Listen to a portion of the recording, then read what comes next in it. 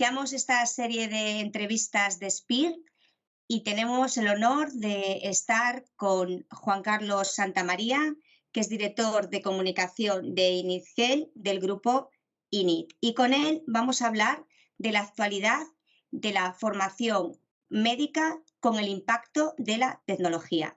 Juan Carlos, cuéntanos un poco qué haces, dinos tu experiencia y antes de empezar ya con las preguntas, ¿te parece?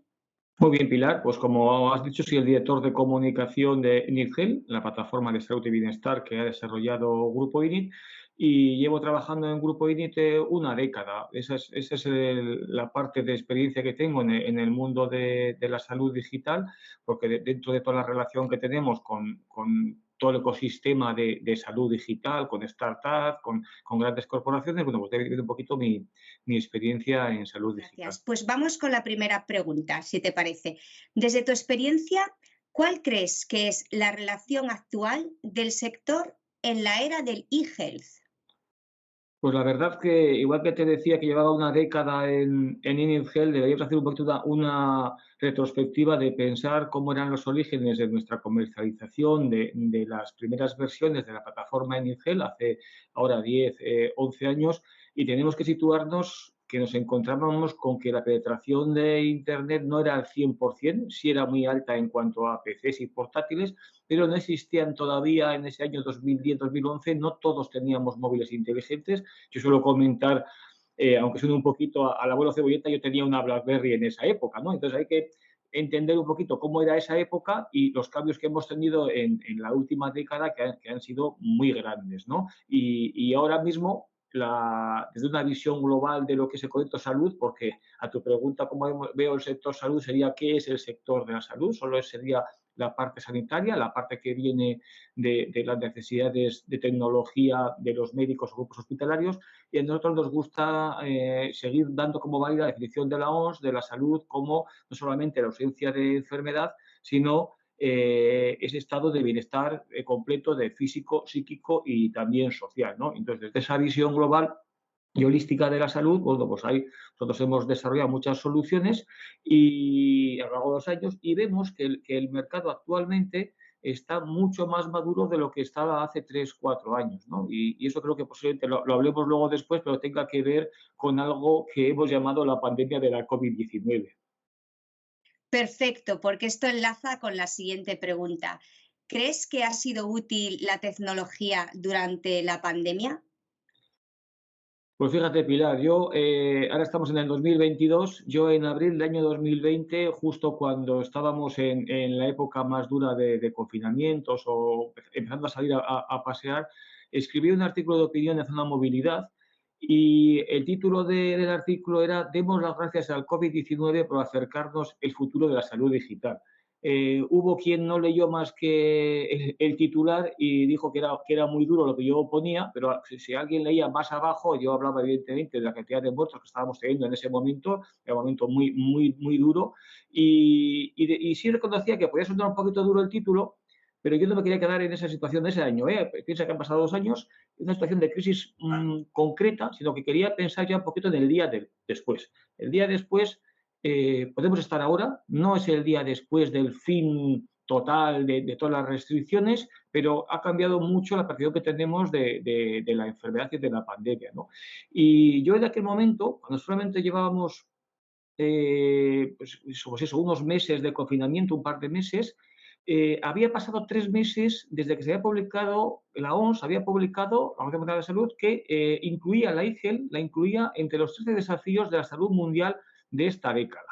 Esto era anterior a la pandemia, de eso nos ha hablado luego después, y la OMS abordaba claramente que el uso positivo de las nuevas tecnologías iban a revolucionar o debía revolucionar nuestra capacidad para prevenir, diagnosticar y tratar muchas enfermedades, ¿no?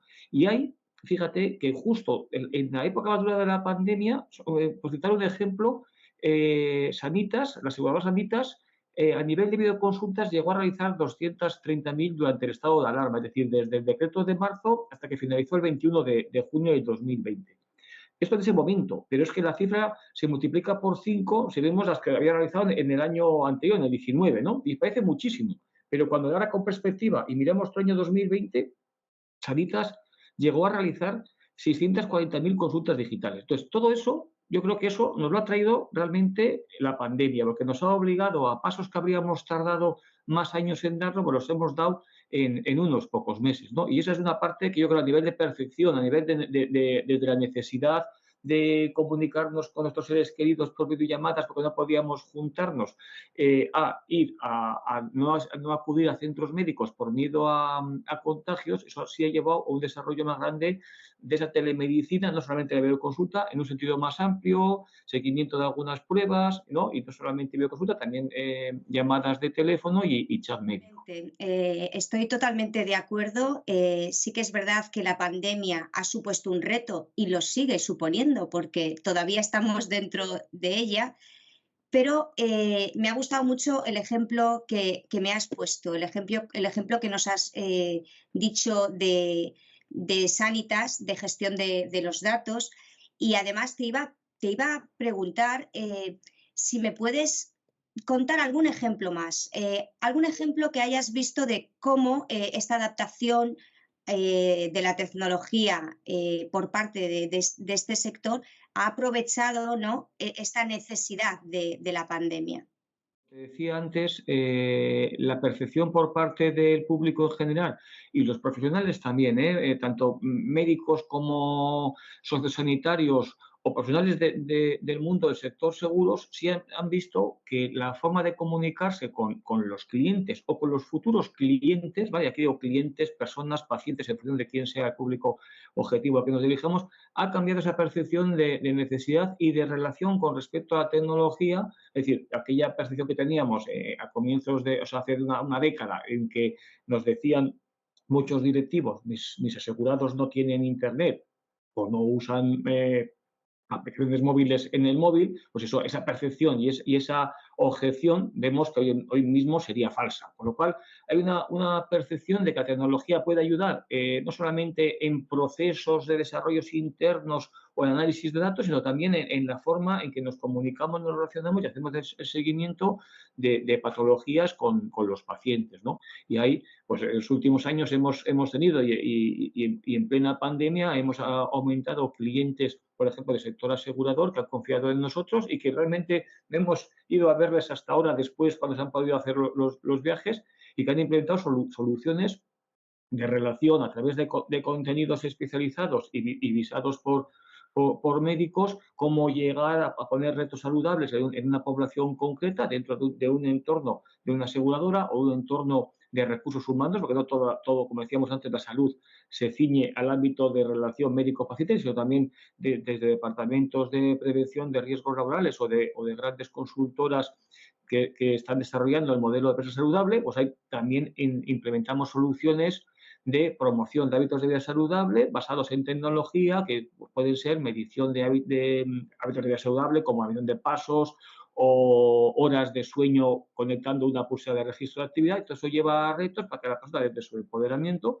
pues pueda ejecutar mejoras en sus hábitos de vida y luego, en función de quién sea el que le proporciona esa tecnología, pues si es una empresa o si es una aseguradora, incluso en algunas les hemos ayudado a crear productos que vinculan hábitos de vida saludable con la prima del seguro, con la prima de renovación del seguro o incluso con descuentos en tarjetas de grandes Muy almacenes. interesante todo. Nosotros en SPIR, como una aplicación de formación para profesionales de la salud, también somos muy conscientes de cómo está creciendo el interés y la demanda de formación tecnológica para profesionales de este sector. ¿Cuáles crees que son las necesidades formativas en la actualidad y en el futuro de este sector?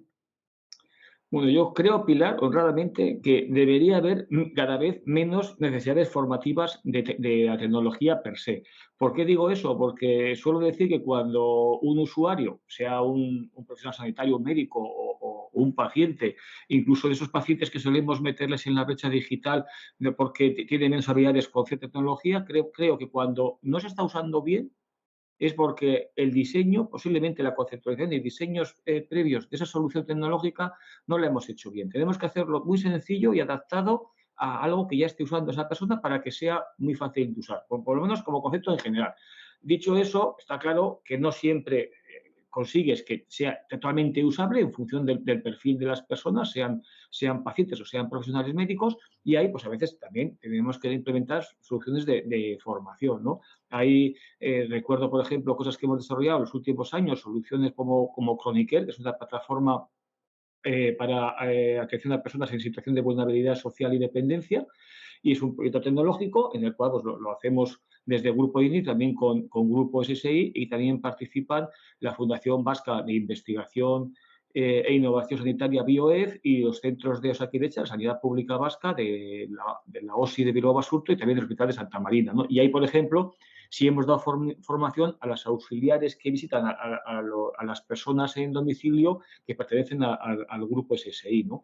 En otras ocasiones, en proyectos que hemos desarrollado, como Paintest, que es una plataforma para un sistema de atención a personas con dolor crónico de espalda, y que es un consorcio que también estamos varias empresas, ¿no? Entre ellas los Grupo INIT, Atron, Lanit Consultis, y también en colaboración con Biocruces Vizcaya, y la unidad del dolor también del Hospital de Cruces. Pues ahí, por ejemplo, sí hemos dado formación a los profesionales de Atron, que son entrenadores y fisioterapeutas, y también a los médicos de la unidad del dolor, ¿no? Para tener de cómo va a ser el acceso a esos ejercicios físicos que va a tener que hacer el seguimiento posterior los médicos para ver si hay que variar algo del tratamiento, Como ¿no? conclusión, podríamos decir que la tecnología tampoco va a avanzar si no hay una formación, porque sí que es verdad que, como comentabas antes, el sector e-health es uno de los que está más revolucionado, ¿no? En estos momentos. De hecho, la pandemia lo ha confirmado y es un sector que está creciendo y la tecnología está jugando un papel importante. Ya como para finalizar y en tu opinión personal, ¿tú crees que los médicos en la actualidad son conscientes realmente de que tienen que adaptarse digitalmente, de que tienen que adquirir nuevas herramientas tecnológicas, tanto para manejar todo este software, todos estos instrumentos, sino también para comunicarse? Porque antes me comentabas el tema de la comunicación o incomunicación, ¿no? Que se dio a través de la pandemia, y que eso también supone un reto para los médicos, para aprender a comunicarse, y porque además el paciente cada vez está más informado gracias a Internet. ¿Cuál es tu opinión personal con respecto a esta relación entre comunicación, tecnología, formación a nivel del médico? Creo que está cambiando muchísimo y de manera muy rápida. Es decir, médicos que hace 10, 15 años cuestionaban la historia médica digital o la necesidad de tener que introducir ciertos datos de una consulta física que hacía con un paciente, yo creo que hoy sería difícil cuestionar a alguien que lo cuestione, sería difícil encontrar, ¿no? En ese sentido, creo que es claro. Sí es verdad que desde el ámbito médico se cuestiona mucho al doctor Google, por eso de que todos buscamos en Google y se busca. Yo creo que hay cuando suelo decir que cuando alguien va al médico justo antes o después, pues luego recurre a Google o a ciertos buscadores a buscar cosas que igual no han entendido con el médico, ¿no? Los médicos tienen que ser conscientes de que son los pacientes, lo estamos haciendo, y entonces lo que hay que dar es una prescripción de en qué sitio debería buscar las cosas para que no vaya a una página que los consejos que me den no sean científicos.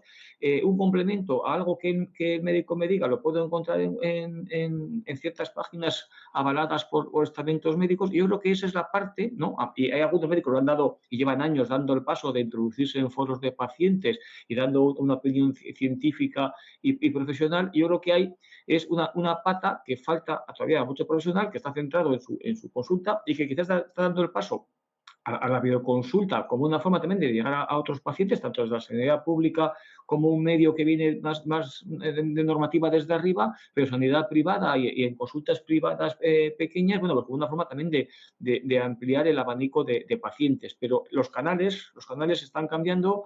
Las redes sociales son un canal en el que un médico también puede tener una posición muy importante, hacer una marca personal que le va a llevar a una reputación. Pues genial. Pues para cerrar, me ha gustado que seas optimista, me ha gustado que hables del rigor, porque creo que es muy importante en la era de Internet, donde tenemos tanto acceso a la información. Contar con ese rigor científico es muy importante para que tanto los pacientes como la gente que googlea, que investiga por Internet, pueda encontrar rigor y y opiniones de profesionales.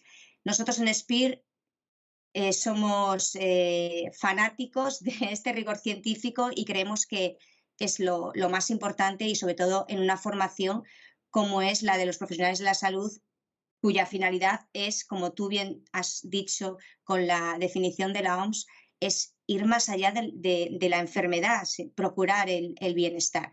En 3 palabras, terminamos la conversación y defíneme este futuro de la formación y la tecnología en el sector. Un futuro en el que iremos de la mano obligatoriamente, porque la brecha digital, comentaba antes, es algo permanente para todas las personas, tengamos el rol que tengamos, porque la tecnología, como tú decías, Pilar, va muy rápido, tendremos que estar todos como personas adaptándonos continuamente, con lo cual siempre nos va a hacer falta esa patita de ayuda por parte de empresas como vosotros que puedan dar ese soporte a médicos. Pues muchísimas gracias, Juan Carlos. Como siempre, un placer conversar contigo y aprender tanto de tu conocimiento. A vosotros.